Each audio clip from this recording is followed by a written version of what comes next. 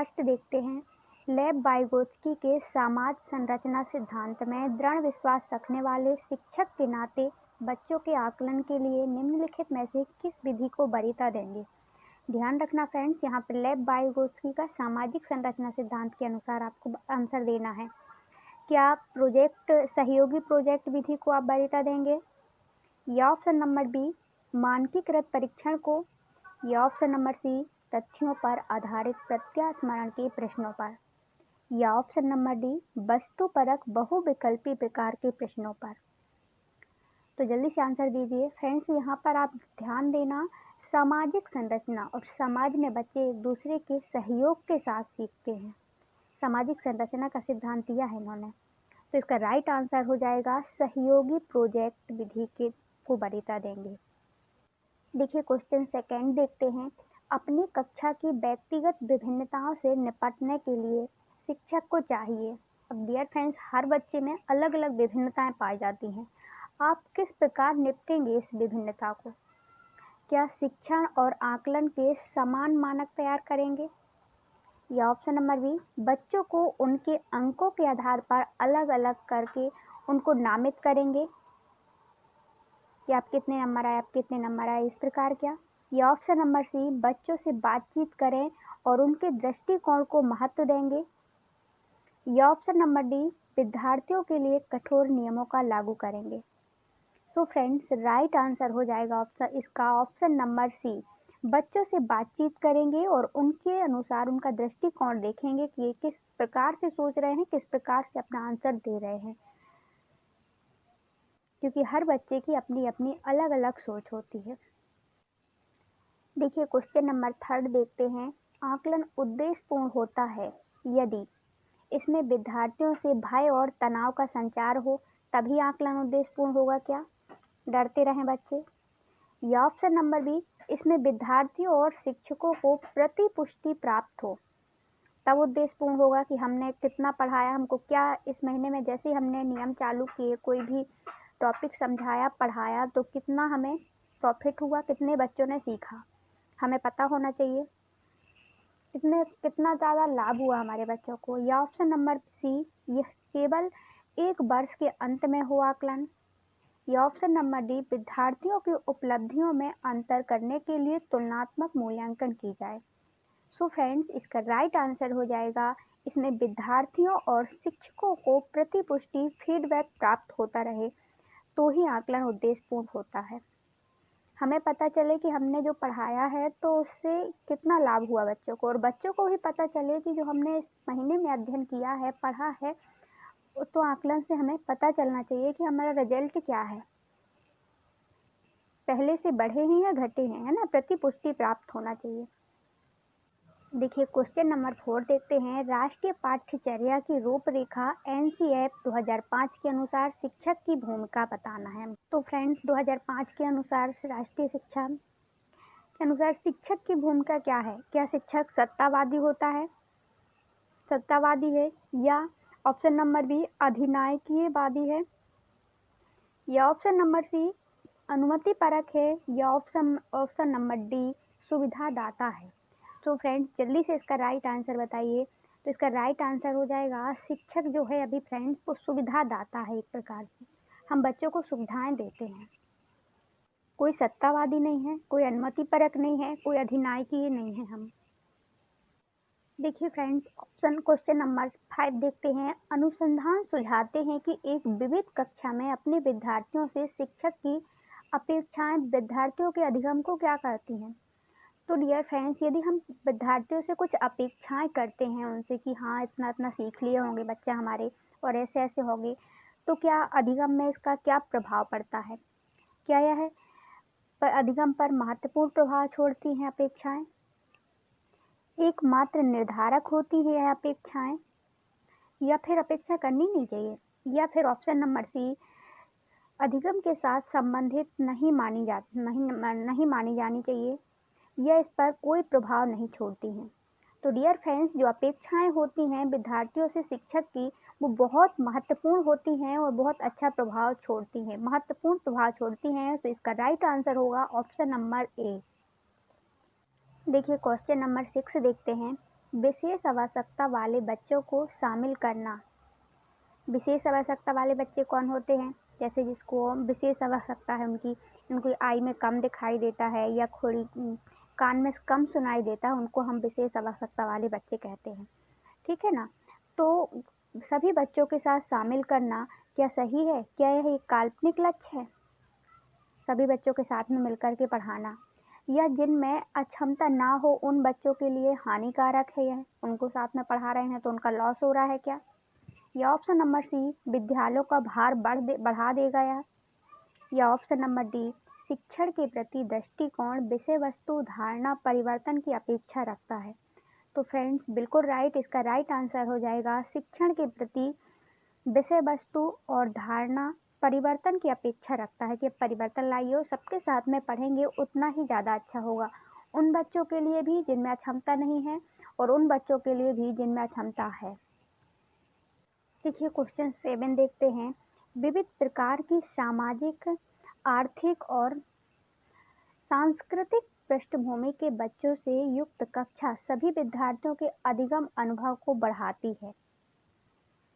क्या यह कथन सही है कि विभिन्न प्रकार से सांस्कृतिक विविधता है, आर्थिक विविधता है, कोई बड़े घर के बच्चे हैं, कोई छोटे घर के बच्चे हैं, उनमें संस्कृति की विविधता है, कोई का पहनावा अलग है, कोई का खान पान अलग है, उनकी संस्कृतियाँ अलग हैं, तो इस प्रकार से सब बच्चे इकट्ठे पढ़ रहे हैं, तो इन बच्चों की कक्षाओं में अधिगम को, अनुभव को बढ़ाती है क्या? तो यह कथन इसमें लिखा है बढ़ाती है, तो यह कथन क्या गलत है? क्योंकि यह बच्चों के लिए दुविधा उत्पन्न करता है और वे स्वयं को अलग महसूस कर सकते हैं। क्या सही हो जाएगा? यह ऑप्शन नंबर बी सही है, क्योंकि बच्चे अपने साथियों से अनेक कौशल सीखते हैं। यह ऑप्शन नंबर सी सही है, क्योंकि इससे कक्षा अधिक श्रेणीबद्ध दिखाई देती है। यह ऑप्शन नंबर डी गलत है, क्योंकि यह अनावश्यक स्पर्धा की ओर ले जाता है। सो फ्रेंड्स इसका राइट आंसर बताइए। तो इसका राइट आंसर हो जाएगा ऑप्शन नंबर बी सही है, क्योंकि सभी बच्चों के साथ में मिलकर अनेक साथियों के साथ में अनेक प्रकार का कौशल सीखते हैं बच्चे, क्योंकि हम देखते हैं हम अलग अलग संस्कृतियां हैं, तो वो दूसरे घराने से आए हुए, दूसरी संस्कृति से आए हुए बच्चे अपनी अपनी संस्कृतियां बताते हैं, जिससे भी मिलकर के सभी अपना अपना कौशल दिखाते हैं और वो सीखते हैं एक दूसरे का कौशल। देखिए क्वेश्चन नंबर 8 देखते हैं।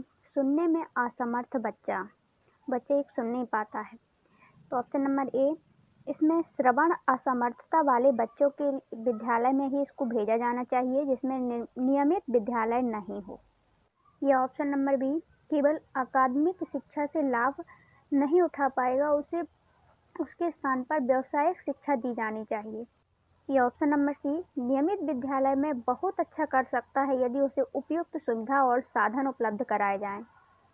या ऑप्शन नंबर डी, नियमित विद्यालय में अपने सहपाठियों के समान सभी प्रदर्शन नहीं कर सकेगा, कभी प्रदर्शन नहीं कर सकेगा।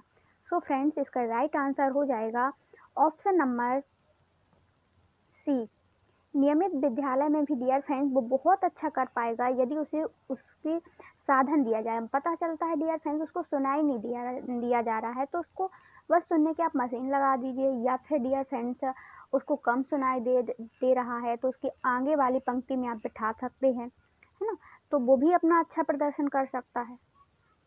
तो उसको साधन बस उपलब्ध करा दिए जाएं तो वो भी नॉर्मली बच्चे की तरह वो भी अपने पढ़ाई अच्छे से कर पाएगा और वो भी अच्छा प्रदर्शन करके दिखा पाएगा। देखिए क्वेश्चन नंबर 9 देखते हैं। निम्नलिखित में से कौन सी विशेषता प्रतिभावान शिक्षार्थी की है? डियर फ्रेंड्स प्रतिभावान शिक्षार्थी क्या वह है? ऑप्शन नंबर ए, आक्रामक और कुंठित हो जाता है। या ऑप्शन नंबर बी, यदि कक्षा की गतिविधियां और अधिक चुनौतीपूर्ण नहीं होती हैं तो वह कम प्रेरित अनुभव करता है और वह ऊब जाता है जल्दी। या ऑप्शन नंबर सी, वह बहुत ही तुनक मिजाज होता है। या ऑप्शन नंबर डी, वह रस्मी व्यवहार करता है, जिससे हाथ थपथपाना, डोलना आदि। तो फ्रेंड्स जल्दी से बताइए कि प्रतिभावान शिक्षार्थी मतलब बच्चे का क्या विशेषता है? तो ऑप्शन नंबर इसका राइट हो जाएगा बी, यदि कक्षा की गतिविधियां अधिक चुनौतीपूर्ण नहीं होती हैं तो वह कम प्रेरित अनुभव करता है और वह जल्दी ऊब जाता है, ये होती है उनकी विशेषता। देखिए और क्वेश्चन नंबर 10 देखते हैं। एक शिक्षिका अपनी प्राथमिक कक्षा में प्रभावी अधिगम को बढ़ा सकती है। अधिगम में छोटी-छोटी उपलब्धियां के लिए पुरस्कार दे करके, या ऑप्शन नंबर बी ड्रिल और अभ्यास के द्वारा, या ऑप्शन नंबर सी अपने विद्यार्थियों में प्रतियोगिता का प्रोत्साहन देकर, या ऑप्शन नंबर सी विषय वस्तु को विद्यार्थियों के जीवन के साथ संबंधित करके। तो फ्रेंड्स, प्राथमिक कक्षा में प्रभावी अधिगम को बढ़ा सकती है। किस प्रकार बढ़ा सकती है? तो विषय वस्तु को उसको जीवन से संबंधित कर दी जाए डियर फ्रेंड्स, तो वह अधिगम और अच्छा हो जाएगा, प्रभावी हो जाएगा। जैसे फ्रेंड्स, आप प्राथमिक कक्षा में सिखाया ही क्या जाता है, अपन देखते हैं ना, जैसे टा सिखाना है तो अपन टमाटर से जोड़ देते हैं, उसके जीवन से जोड़ देते हैं, है ना। तो हमारा अधिगम और ज़्यादा वो हो जाता है, प्रभावपूर्ण हो जाता है। माता पिता सिखा रहे हैं, कुछ भी सिखा रहे हैं पढ़ना, तो अपने उसके बच्चे के जीवन से जोड़ दीजिए कि आपके पापा का क्या नाम है, आपकी मम्मा का क्या नाम है। इस प्रकार बच्चों के बारे में निम्नलिखित कथनों में से कौन से सही हैं? बच्चे क्या जानकारी की निष्क्रिय प्राप्तकर्ता होते हैं? या ऑप्शन नंबर बी बच्चे समस्या समाधान करता होते हैं, या ऑप्शन नंबर सी बच्चे वैज्ञानिक शोधकर्ता हैं, या ऑप्शन नंबर डी बच्चे पर्यावरण के सक्रिय अन्वेषक होते हैं। सो फ्रेंड्स, इसका राइट आंसर बताइए। क्या ए सही हो, A B D, A number सही हो जाएगा क्या?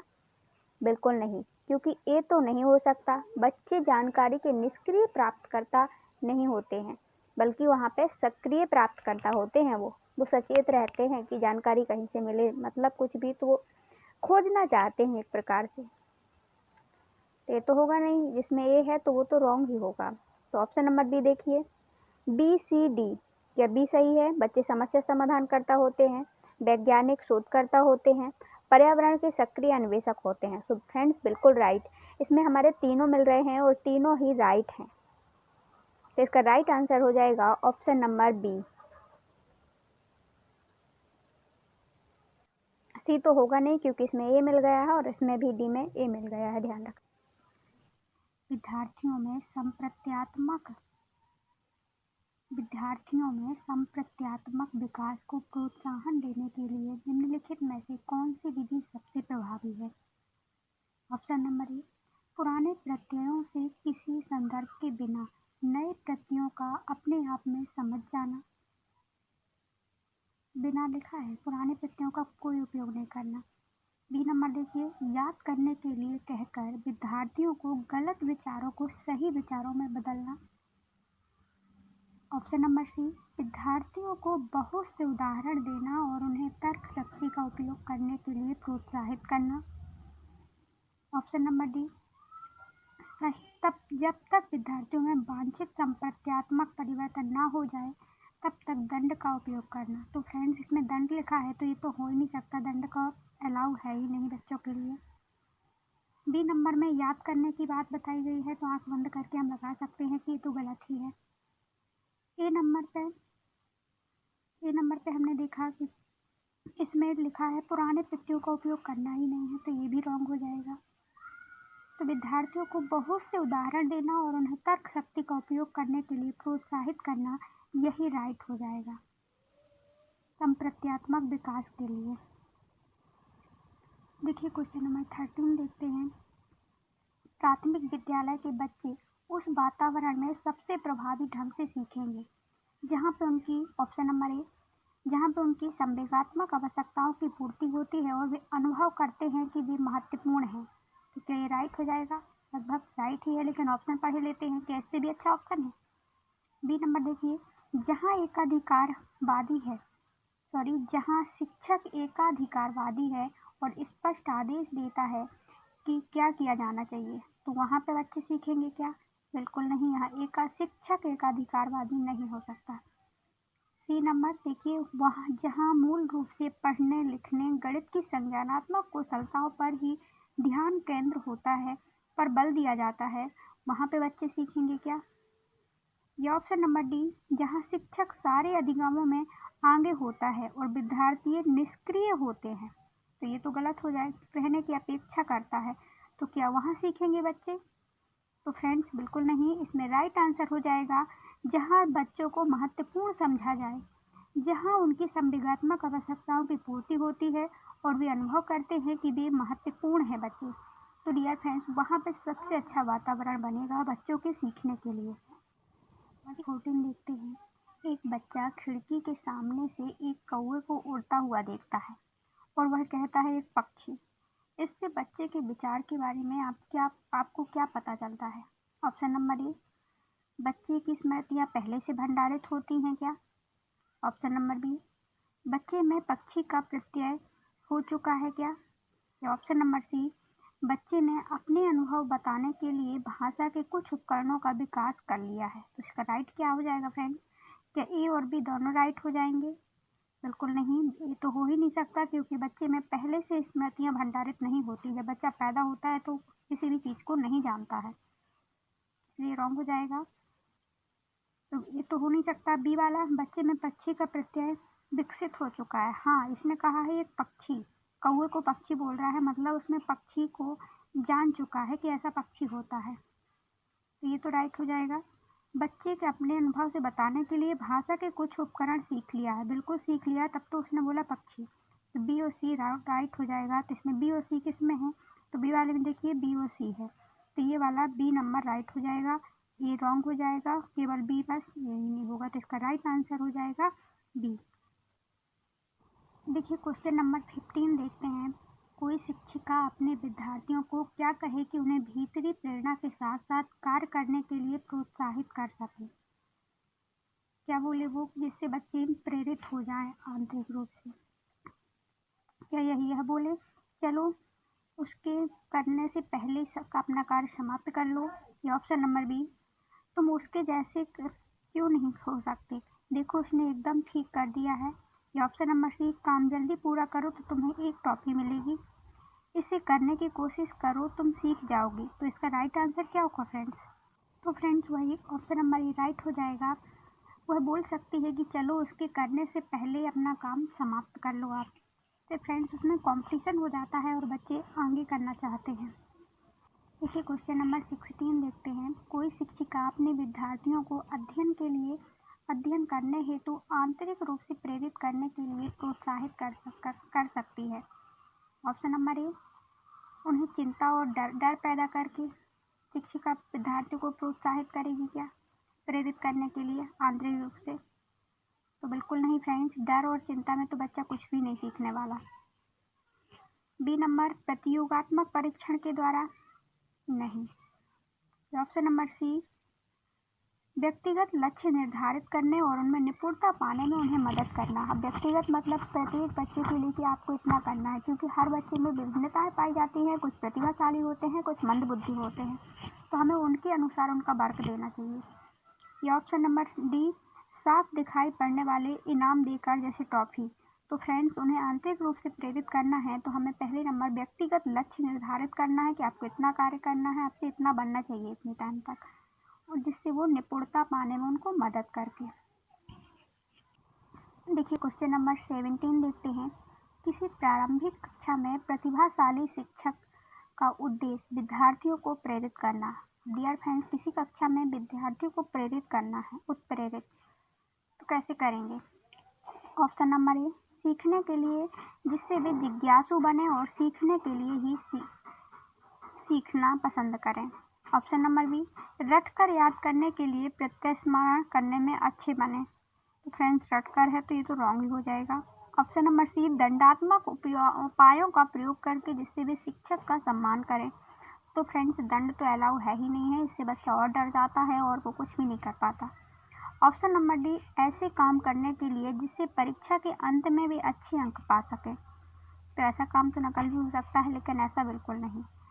हमें उत्प्रेरित करना है तो सीखने के लिए वे जिज्ञासु हों, बने और सीखने के लिए ही सीखना पसंद करें, कि हमें कुछ सीखना है इसीलिए वो सीख रहे हैं, कर रहे हैं।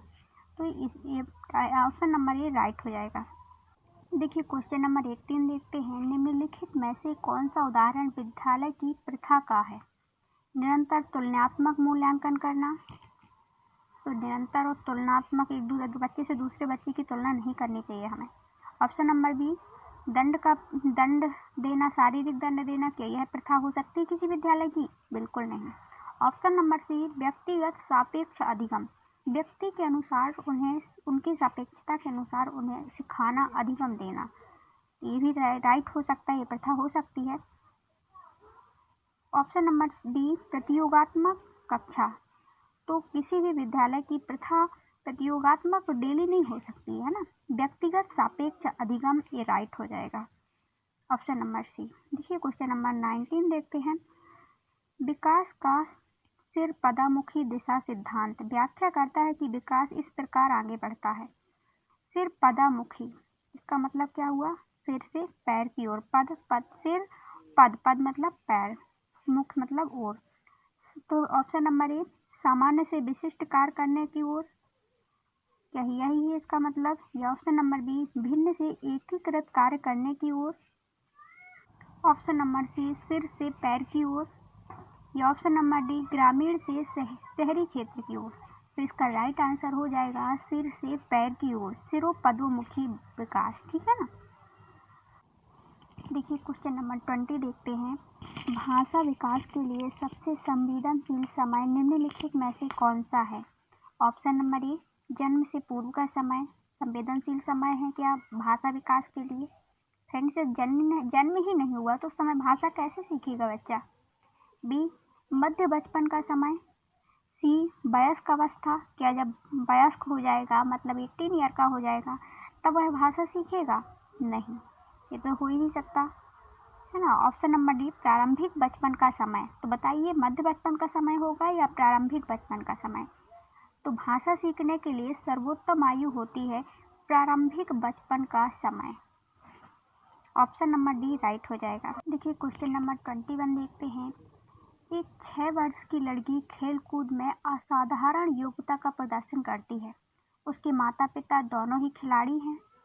उसे नित्य प्रशिक्षण प्राप्त करने भेजते हैं और सप्ताह के अंत में उसे प्रशिक्षण देते हैं। बहुत संभव है कि उसकी क्षमताएं निम्नलिखित में से दोनों के बीच परस्पर प्रक्रिया का परिणाम हो। तो जो उसमें क्षमताएं विकसित हो रही हैं तो वो किस प्रक्रिया का परिणाम है? क्या आनुवांशिक और पर्यावरण की प्रक्रिया का परिणाम है? वृद्धि और विकास का परिणाम है क्या जो उनमें योग्यताएं विकसित हो रही हैं बच्ची में? यह स्वास्थ्य और प्रशिक्षण का परिणाम है? या ऑप्शन नंबर डी, अनुशासन और पौष्टिकता का परिणाम है?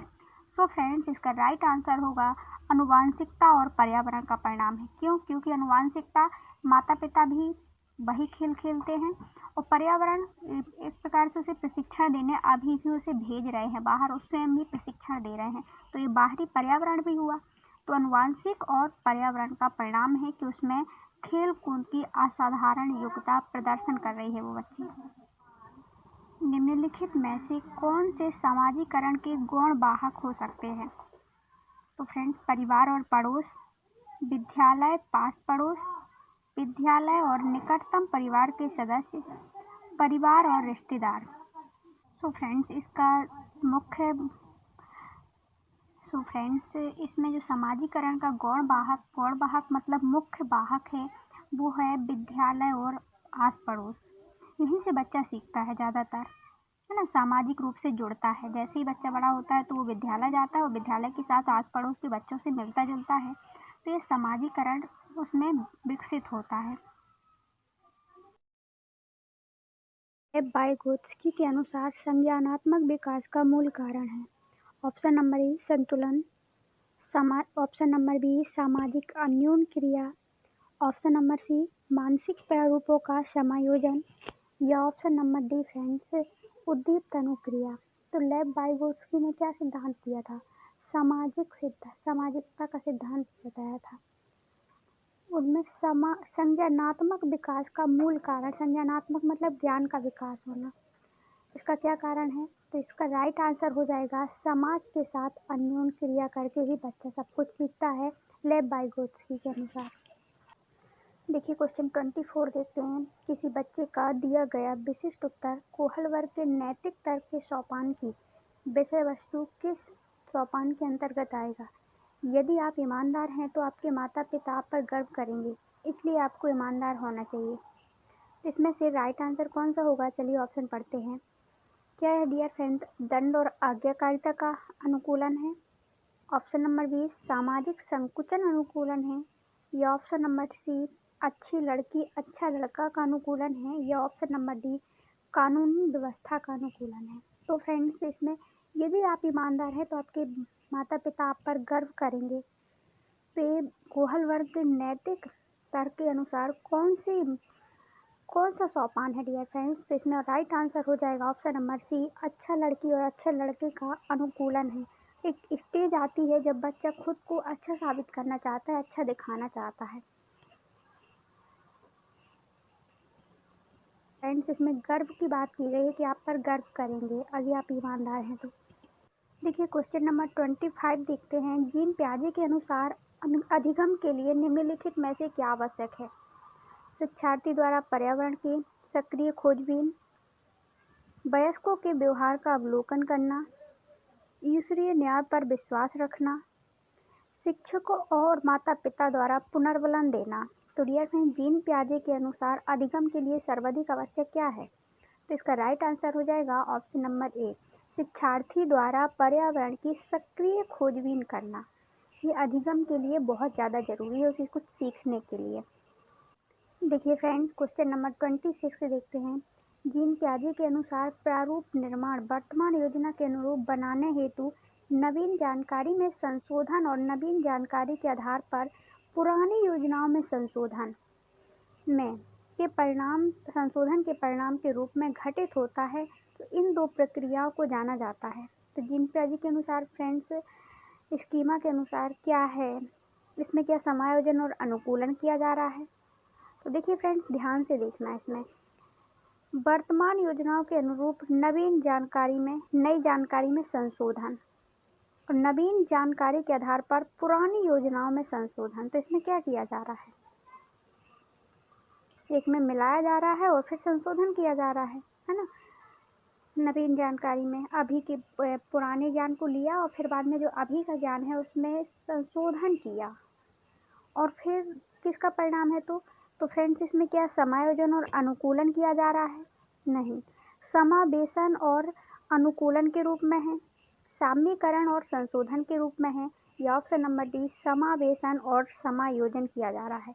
तो फ्रेंड्स, इसमें क्या किया जा रहा है? वर्तमान के अनुरूप नई जानकारी पर संशोधन किया जा रहा है और नई जानकारी के आधार पर पुरानी जानकारियों में संशोधन का परिणाम है। तो इसमें समावेशन किया जा रहा है, मतलब नए ज्ञान को लिया जा रहा है और उसमें नियंत्रण बिठाया जा रहा है, समायोजन बिठाया जा रहा है। तो समावेशन और समायोजन आएगा इसका राइट आंसर। देखिए क्वेश्चन नंबर 27 देखते हैं। किसी प्रगतिशील कक्षा की व्यवस्था में शिक्षक ऐसे वातावरण उपलब्ध कराकर अधिगम को सुगम बना सकता है। तो फ्रेंड्स, प्रगतिशील कक्षा में हम कैसे वातावरण को उपलब्ध कराएं कि जिससे बच्चा और अत्यधिक आसानी से सीखे? हम खोज को प्रोत्साहन देना होगा हमें, या ऑप्शन नंबर बी नियामक हो, हमारी नियमबद्ध तरीके से अधिगम कराएं हम, या ऑप्शन नंबर सी समावेशन को हतोत्साहित करें। तो हतोत्साहित तो आएगा नहीं। तो ऑप्शन नंबर डी आवृत्ति को बढ़ाकर, बार बार उसको पढ़ा करके। नहीं, ये तो रटना हुआ। तो इसका राइट आंसर क्या हो जाएगा? खोज को प्रोत्साहन दीजिए आप। बच्चा कुछ नई चीज़ खोज रहा है, वातावरण से कुछ नया सीख रहा है, तो उसको हमें प्रोत्साहन देना होगा। इससे अत्यधिक अधिगम सुगम हो जाएगा। देखिए फ्रेंड्स, क्वेश्चन नंबर 28 देखते हैं। हार्वर्ड गार्डनर का बहुबुद्धि सिद्धांत बताता है, जिसके अनुसार हर बच्चे को प्रत्येक विषय पाठ भिन्न तरीकों से पढ़ाया जाना चाहिए ताकि सभी की बुद्धि विकसित हो सके। तो फ्रेंड्स, हर बच्चे को अपन अलग उसी पाठ को अलग अलग तरीके से नहीं पढ़ा सकते, क्योंकि हम देखते हैं 27 बच्चे होते हैं, है ना। हाँ, थोड़ी बहुत समझा सकते हैं उसके अनुसार एक एक बच्चे से। ऑप्शन नंबर बी बुद्धि को केवल बुद्धि लब्धि परीक्षा से ही निर्धारित किया जा सकता है। बिल्कुल नहीं, केवल वर्ड तो आएगा ही नहीं। ऑप्शन नंबर सी शिक्षक को चाहिए कि विषय वस्तु को वैकल्पिक विधियों से पढ़ाने के लिए बहुबुद्धियों की एक रूपरेखा की तरह ग्रहण करे बहुबुद्धियों को। ऑप्शन नंबर डी क्षमता भाग्य है और एक अवधि के भीतर नहीं बदलती। तो फ्रेंड्स, ये भाग्य वाली बात तो हमारे यहाँ आती नहीं है, हमको कर्म पर विश्वास करना चाहिए। तो फ्रेंड्स, इसका राइट आंसर हो जाएगा, शिक्षकों को चाहिए कि वह विषय वस्तु को वैकल्पिक विधियों से पढ़ाने के लिए बहुबुद्धि के रूप में एक रूपरेखा की तरह उसको ग्रहण करें। तो वैकल्पिक रूप से, जैसे हम वैकल्पिक रूप से पढ़ रहे हैं ना। देखिए क्वेश्चन नंबर 29 देखते हैं। कोई 5 साल की लड़की एक टी-शर्ट की तह करते हुए अपने आप से बात करती है। लड़की द्वारा प्रदर्शित व्यवहार के संदर्भ में निम्नलिखित में से कौन सा कथन सही है? तो डियर फ्रेंड्स, वो अपने आप में बात कर रही है, चिंतन कर रही है एक प्रकार से। तो ऑप्शन नंबर ए, जीन पियाजे और लेव वाइगोत्स्की की व्याख्या बच्चे के विचारों की अहम केंद्रित प्रकृति के रूप में करेंगे। इसकी व्याख्या क्या? कि वो स्वयं से प्राकृतिक रूप से कर रही है। या ऑप्शन नंबर बी, जीन पियाजे एवं अहम केंद्रित भाषा कहेगा। जीन केंद्रित क्या कह रहा है? कि वह स्वयं से बात कर रही है। और लेव वाइगोत्स्की इसकी व्याख्या करके बच्चे के द्वारा निजी भाषा से अपनी क्रियाओं को नियमित करने का प्रयास के रूप में करेगा। ऑप्शन नंबर सी, जीन पियाजे इसकी व्याख्या सामाजिक अन्योन्य क्रिया के रूप में करेगा। और लेव वाइगोत्स्की खोजबीन बिल्कुल नहीं, लेव वाइगोत्स्की होता है सामाजिक अन्योन्य क्रिया। तो मान ही लेते ऑप्शन नंबर, क्योंकि लेव वाइगोत्स्की ने सामाजिकता का सिद्धांत दिया है। ऑप्शन नंबर डी, जीन पियाजे और लेव वाइगोत्स्की इसकी व्याख्या बच्चे के द्वारा अपनी माँ के अनुकरण के रूप में करेंगे। बिल्कुल नहीं। तो इसका राइट आंसर हो जाएगा ऑप्शन नंबर बी। क्यों? क्योंकि जीन पियाजे कहते हैं वह स्वयं से बात कर रहा है, जबकि लेव वाइगोत्स्की के द्वारा बच्चे द्वारा निजी भाषा अपनी अनुक्रियाओं के रूप में नियमित करने का प्रयास कर रही है वो। तो इसका राइट आंसर हो जाएगा option number B. Question number 30 देखिए, लिंग है, जैविक सत्ता है क्या है? ऑप्शन नंबर बी, शारीरिक संरचना है। या ऑप्शन नंबर सी, सहज गुण है। या ऑप्शन नंबर डी, सामाजिक संरचना है। तो ये क्या है डियर फ्रेंड्स? लिंग है एक प्रकार से सामाजिक संरचना है। लिंगात्मक भेदभाव करना, है ना, कि वो लड़की है वो लड़का है, इस प्रकार का यह सामाजिक संरचना है।